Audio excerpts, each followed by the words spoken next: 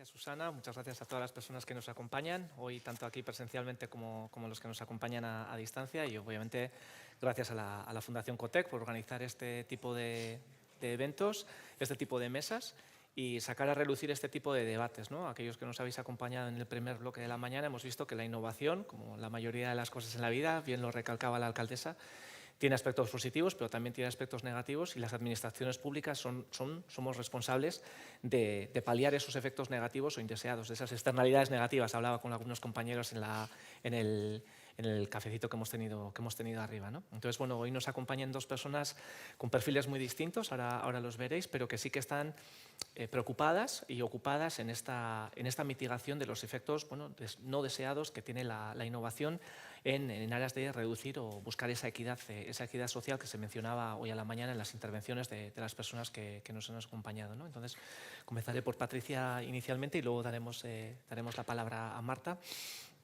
En el caso de Patricia, en vuestra comunidad autónoma, en Galicia, habéis tenido una experiencia muy activa. Habéis sido una de las comunidades autónomas más avanzadas en el fomento de políticas de innovación orientadas desde el lado de la demanda. En muchas ocasiones, lo comentaba Diego también hoy a la mañana, la innovación se ha interpretado como una búsqueda de generación de oferta de innovación, porque se entendía que la generación de nuevas innovaciones iba a tener un efecto positivo sobre el crecimiento económico, pero muchas veces las políticas de innovación desde el lado de la demanda, desde la compra de innovaciones, en este caso el rol que tiene el Estado, la administración pública como comprador de innovación, pues se ha dejado un poco en el margen. Y vuestro caso en Galicia ilustra muy bien esa relevancia, ¿no? Cómo habéis transformado esa política de innovación desde el lado de la demanda, inicialmente centrándonos en el ámbito sanitario, con dos iniciativas que fueron pues muy avanzadas a su tiempo, con las iniciativas Innova Saúde y Hospital 2050, igual algunos de los que están en la sala aquí los conocen, y más recientemente por las iniciativas orientadas al sector de la aeronáutica y los UAVs, ¿no? Los Unmanned Aerial Vehicles. Y bueno, teniendo en cuenta el impacto que habéis conseguido hasta ahora, ¿no? Con este tipo de políticas, el rol que ha desempeñado GAIN y las personas que formáis GAIN, ¿qué podrías decir acerca del impacto de estas políticas? ¿Observáis que el patrón de aquellos beneficiarios, de aquellas empresas, Jorge lo mencionaba hoy a la mañana también, es equitativo? ¿Veis diferencias en el tipo de personas o de instituciones, organizaciones que se benefician de ellas? ¿Y qué factores crees que pueden ayudar a explicar esas diferencias? Muy bien, pues muchas gracias, John Miquel, y gracias, por supuesto, a Cotec por invitarnos a Galicia a formar parte de este foro, que además es una oportunidad para aprender magnífica y para intercambiar pues, experiencias que desde luego son muy enriquecedoras para la Agencia Gallega de Innovación, a la que represento en este caso. Me gustaría, en primer lugar, si me dejas 2 minutos, compartir algunos datos, porque creo que es importante, y además es importante hacer zoom, como decía Susana, en un ámbito temporal pues, relativamente largo, para ver qué ha sucedido en Galicia en los últimos 15 a 20 años. Ahora, esta mañana, me acordaba que Cristina me mostró hace tiempo un mapa de Eurostat en el que se daba cuenta de cómo Galicia era una de las comunidades autónomas que había convergido mejor y más rápidamente gracias a los fondos estructurales, a los fondos de cohesión.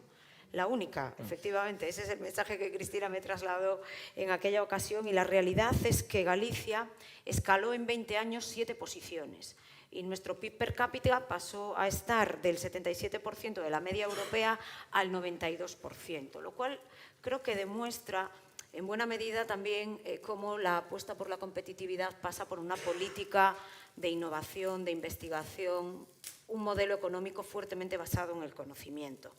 Si analizamos el Regional Innovation Scoreboard, Galicia está en la 8ª posición de las comunidades autónomas españolas. Es verdad que a veces abusamos un poco de los rankings, pero nos permite ubicarnos en dónde estamos, ¿no?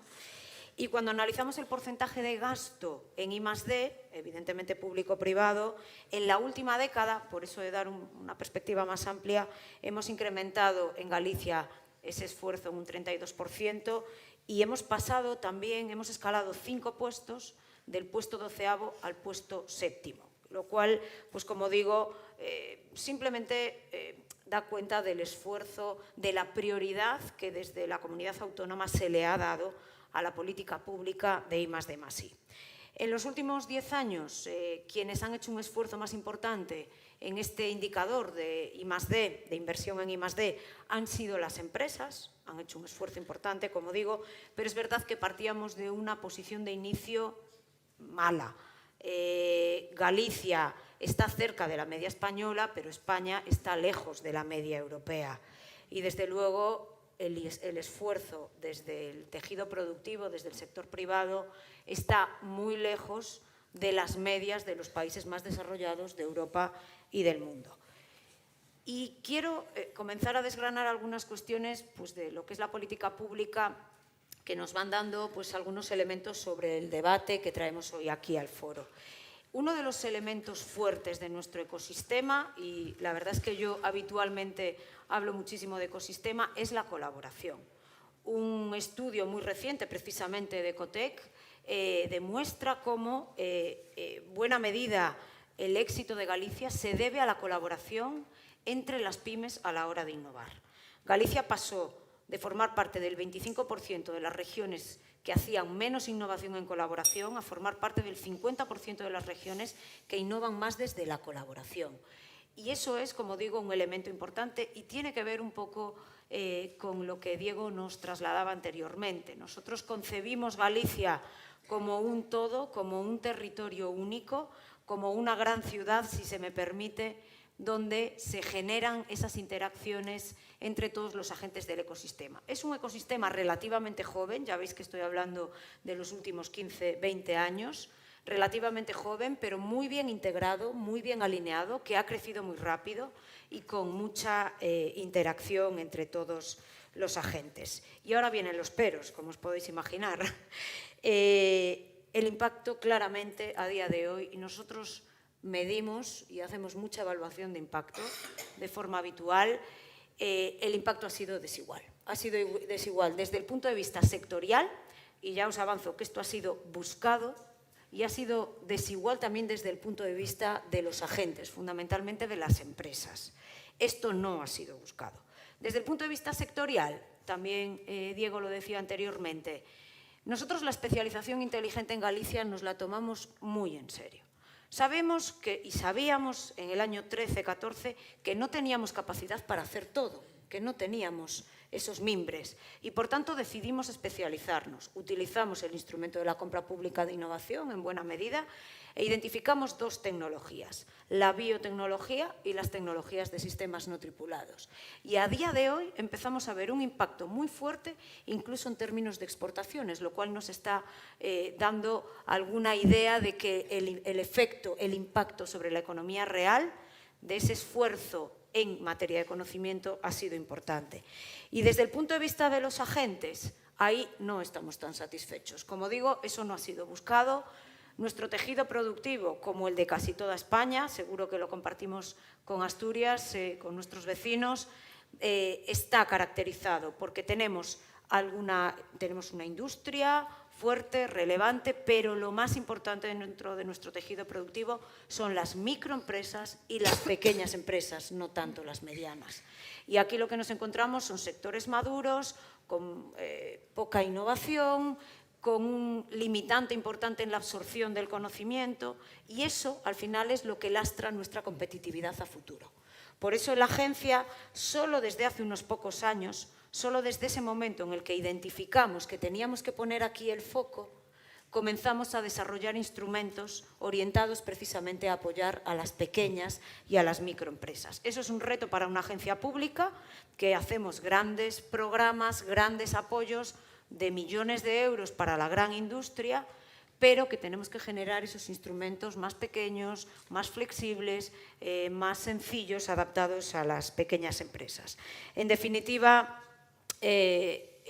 identificamos claramente esa dualidad en la innovación en Galicia y decidimos, evidentemente, focalizarnos en esas pequeñas empresas, teniendo además muy presente las desigualdades en el territorio. La Galicia atlántica poco tiene que ver con la Galicia del interior, es un elemento que tenemos muy presente como como reto desde el punto de vista de las brechas territoriales, y en eso venimos trabajando, como digo, como un todo, y desde la política pública de innovación, pues tratando de generar ese crecimiento desde la cohesión en el territorio.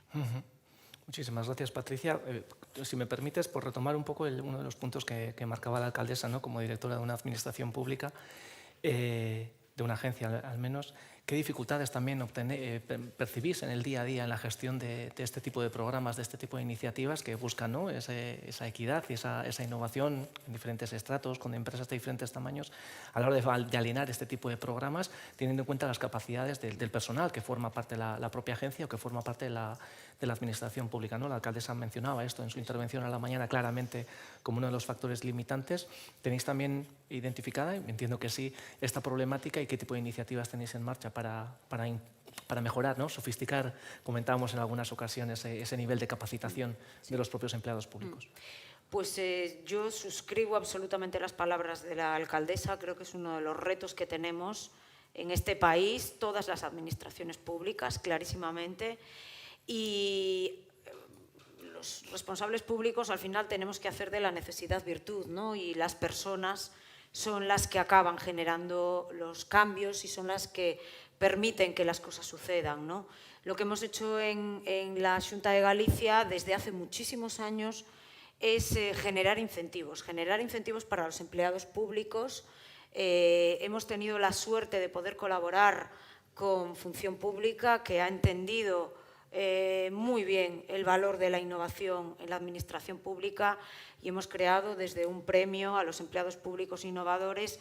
Hemos hecho muchísima formación, hemos incorporado la innovación como un criterio en la carrera profesional que se evalúa, como digo, por parte de Función Pública. Diferentes fórmulas y sobre todo una acción muy constante. Y hemos logrado que la Xunta de Galicia cuente pues con esos campeones, ¿no?, con esas personas que de abajo arriba son las que impulsan la innovación en sus diferentes departamentos.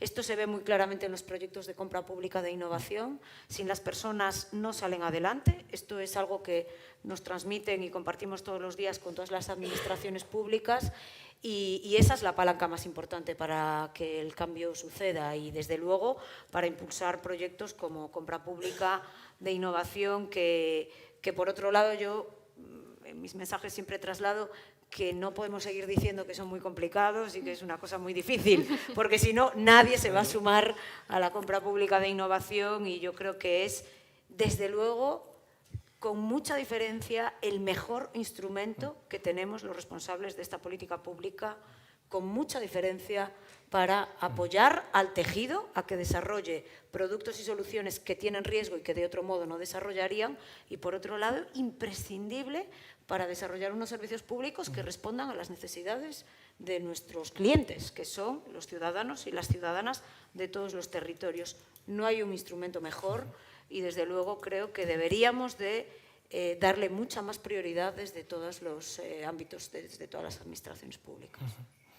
Muchísimas gracias, Patricia, por estas reflexiones y estos mensajes.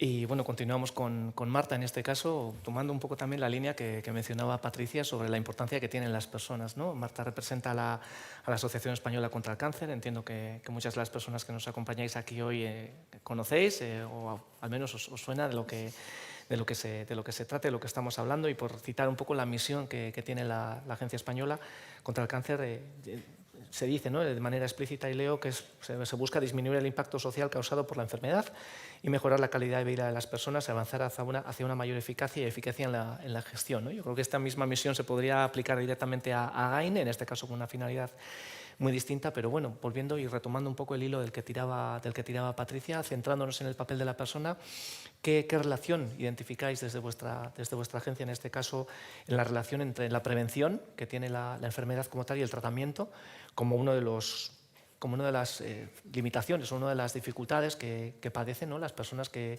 tienen esta enfermedad, las personas que las acompañan en el proceso y, por lo tanto, el territorio en el que viven? Bueno, primero de todo, muchísimas gracias por la invitación a formar parte de este foro, encantada, y encima con Patricia, con la que colaboramos desde la asociación, pues todavía mejor, ¿no? Bueno, pues simplemente para que también os hagáis un poco una idea de, espero que verdaderamente todo el mundo nos conozca, o sea, es que espero que todo el mundo nos conozca aquí. Sí, somos la Asociación Española contra el Cáncer, pero es que hay más oficinas de la asociación que Mercadonas, para que os hagáis una idea. Es que hay 2.000 sedes por toda España, así es que somos enormes y tenemos 600.000 socios, ¿no? Que hay muchas veces que decimos que cuando vamos a las administraciones públicas es que tenemos más socios que algunos partidos les han votado y tienen representación en la Cámara, o sea que verdaderamente nos sentimos como que podemos decir cosas y que tenemos gente detrás que nos respalda. Y claro, es que el cáncer es un problema de todos, es un problema que todos, desgraciadamente, tenemos a alguien en nuestro entorno pues, que o tiene o ha tenido esta enfermedad. Así es que todos conocemos un poco de qué va esto, ¿no? O sea, ahí, pues el año pasado se diagnosticaron 290.000 nuevos pacientes de cáncer. Se prevé que para 2030 pues, se incremente en un 13,8% esta cifra. Y para entonces nosotros tenemos un reto, ¿no? Que es el de 70% de supervivencia para 2030, que es hacia lo que estamos remando. Y esto tiene que ser en todos los cánceres, ¿no? Llegar a esa media del 70%, donde no es el foro aquí, pero donde de repente tienes un cáncer de páncreas y la supervivencia es devastadora, ¿no?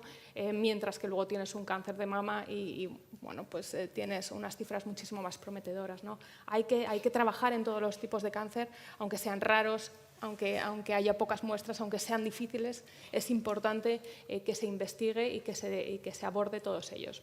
Pero bueno, volviendo al tema, la verdad es que el cáncer es una enfermedad muy relacionada con la edad, ¿no? Pero sí que es verdad que un 34% de la gente que padece cáncer está en edad laboral cuando lo sufre, ¿no? O sea que no estamos hablando de gente que ya sea anciana, sino que verdaderamente están trabajando y 25.000 personas al año que de repente lo sufren, pues su familia y su entorno están ya en una situación dramática socioeconómicamente, ¿no? Entonces es complejo porque te llega esta enfermedad.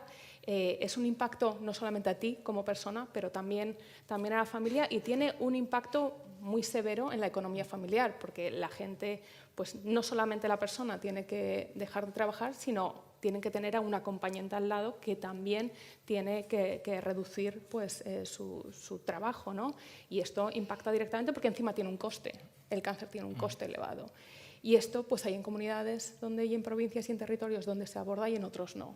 O, por ejemplo, el apoyo psico-oncológico, ¿no? El apoyo psico-oncológico que está introducido dentro de la cartera de servicios generales, pero solamente en una de las 17 comunidades autónomas se aborda, en el resto no se hace por parte del sistema nacional. Pues estamos nosotros, que sí que es verdad que tenemos 330 psico-oncólogos para dar apoyo tanto a los pacientes como a sus familiares, porque en Navarra, que es en cuestión en la que han abordado ya el problema, trabajan, pero el problema de los familiares y enfrentarse a la situación pues todavía no está suficientemente trabajado, ¿no? Entonces, eso es una de las grandes desigualdades que observamos en cuanto a ello. Pero hay otras, ¿no? Está los cuidados paliativos, ¿no? El final de vida. El 66% de la gente que padece cáncer querría morir en su casa. También así como que eliges cómo quieres fallecer, ¿no? Parece que controlas tú más, estás en tu entorno y solamente el 33% lo consigue. Es una pena, ¿no? ¿Y esto por qué lo vemos? Bueno, pues porque según se rige, según se marca, debería de haber 2 especialistas en cuidados paliativos por cada 100.000 habitantes. En Europa esta cifra baja a un 0,8, pero es que en España estamos en un 0,6. Y si ya miramos por regiones, pues esto varía bastante, ¿no? Pues Murcia o Ceuta están fenomenal, con un 1,6, pero luego de repente pues te vas a otras comunidades autónomas, como por ejemplo La Rioja, y están en un 0,32. ¿no? O sea que es que no hay especialistas que te puedan ayudar en este proceso del final de vida.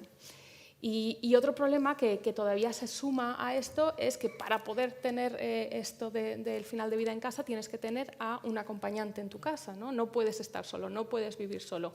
Y hay un gran porcentaje de pacientes de cáncer, un 17% de ellos, que está solo y vive solo, ¿no? Y entonces estos directamente tienen que ir al centro hospitalario. O sea que realmente es un problema bastante complejo. Y ahora tenemos un problema adicional, que es el tema de los supervivientes, ¿no? Que es una maravilla porque ahora cada vez hay más supervivientes y ojalá que todos, bueno, todos ojalá no tengamos cáncer, pero si lo tenemos que seamos todos supervivientes. Pero ¿qué es lo que pasa? Que luego está, pues que a lo mejor luego contratas un seguro médico y tienes que decir antecedentes, pues ya no te lo contratan. Hipotecas, tienes problemas. Hay un gran problema en los pacientes de cáncer con el acceso a algunas prestaciones, el acceso a algunos servicios que deberían de ser pues, iguales para todos, ¿no? Y ahí está trabajando en Europa en la ley del olvido y yo creo que también deberíamos de aceptarla y también ver cómo nosotros queremos aplicarla en España. Perfecto, muchísimas gracias. ¿Y alguna buena práctica en la que poder aprender? Jorge, suele incidir mucho sobre esta parte, ¿no?, del aprendizaje que podemos desarrollar de otros territorios, tal vez no en el marco europeo, pero ¿es alguna buena práctica que podáis identificar a nivel nacional o a nivel local? Hay muy buenas prácticas. Luego que hablaremos un poquito más también de los temas de cribado y así hay muchísimas buenas prácticas en cuanto a eso y por supuesto hay comunidades que lo están haciendo bien, como puede ser Navarra, que lo está haciendo muy bien en el acceso a apoyo psico-oncológico, que es verdaderamente clave en los pacientes de cáncer. Pero bueno, o sea que todos tenemos que ir construyendo. Nosotros también lo que hemos hecho desde la asociación es crear un fondo de solidaridad, ¿no?, donde realmente todos los pacientes que tengan cáncer, si nos llaman o si vienen a cualquiera de nuestras sedes, puedan tener el acceso a las mismas prestaciones, da igual la provincia en la que estés, ¿no? Y luego también tenemos pues, una bolsa económica, de que también puedes acceder a ella, de ayudas de prestación económica, porque verdaderamente hay gente que es dramática la situación o que tienes que ir a darte la radioterapia, pues eres de Ávila y te tienes que ir a Salamanca. ¿Quién paga ese transporte, ¿no? Y luego vuélvete después de haberte dado la quimioterapia en autobús, ríete tú, ¿sabes?, hasta tu casa. O sea, hay unas situaciones que son muy complejas y que las estamos abordando y, por ejemplo, el tema del transporte en Ávila en concreto está funcionando bastante bien, ya que no tienen esos recursos, el poder transportarles hacia hospitales dentro de su comunidad que sí que dan ese tipo de servicios. Pues muchísimas gracias, Marta y Patricia. Por cerrar, una reflexión final para las dos. Seguimos el orden, le damos a Patricia primeramente y cumplimos con Marta. ¿Cuáles serían vuestras percepciones, dado que estamos en una mesa sobre brechas regionales y se ha enfatizado mucho el rol de la administración pública? ¿Qué rol creéis que puede tener la gestión pública, en este caso a través de las políticas de innovación en la reducción de la desigualdad? Las dos habéis mencionado, pero dado pues, que hay representantes públicos que nos acompañan hoy, si tuvierais que indicar la primera luz roja hacia dónde deberían ir nuestros esfuerzos inicialmente, un par de reflexiones y concluimos la sesión. Gracias. Pues muchas gracias. Bueno, yo creo que en los próximos 30 años el crecimiento en Europa seguramente vendrá impulsado por la transición ecológica y digital, pero también estamos seguros de que, además de generar oportunidades, estas transiciones van a generar nuevas brechas. Y ahí tenemos que actuar. Si a eso le agregamos también el reto demográfico, podemos poner en peligro el avance de nuestra cohesión y de nuestro crecimiento económico y, por supuesto, el impacto en el ámbito social. Hay todo un ámbito de trabajo muy importante que es el reskilling, que desde luego es fundamental y tenemos que tenerlo muy claro en las prioridades desde la política pública, pero además yo creo que desde las agencias públicas como la mía, la Agencia de Innovación, tenemos que dar un espacio de mayor prioridad y relevancia a la innovación social. Nosotros en nuestra estrategia de especialización inteligente tenemos 3 retos transversales y uno de ellos es la innovación enfocada a las necesidades de las personas. Y en ese ámbito, y ya termino porque ya he consumido demasiado tiempo y creo que vamos justos, pero la compra pública de innovación es una gran oportunidad y la compra pública de innovación también aplica para mejorar los servicios públicos que prestamos en el ámbito de la educación, en el ámbito de la sanidad, en el ámbito de la movilidad, es decir, en todas las políticas en las que tenemos competencias desde el ámbito público. Por tanto, innovación social siempre en colaboración, además, con todas las entidades del tercer sector que tienen mucho que aportar, que tienen casos de éxito relevantes y, sin duda, la colaboración siempre es el mejor camino a recorrer para obtener buenos resultados y que generen impacto en las personas. Así que creo que esa debe ser la hoja de ruta. Entiendo que estas mismas recetas o consejos sugerencias que apunta Patricia también aplican a tu caso, Marta, pero... Por supuesto, vamos, la verdad que súper alineados con lo que están haciendo en Galicia y en otras provincias, pero también hemos hablado de la ley del olvido, del tema de cuidados paliativos, pero también es importante el tema del cribado, ¿no? De las campañas que hacemos que hay de cribado. Se conoce mucho las mamografías para el cribado, hay pues, cáncer de cérvix, pero el cribado de colon, que es una de las cosas que nosotros hemos lanzado hace bastantes años, hace 9 años se incorpora en la cartera de servicios nacional.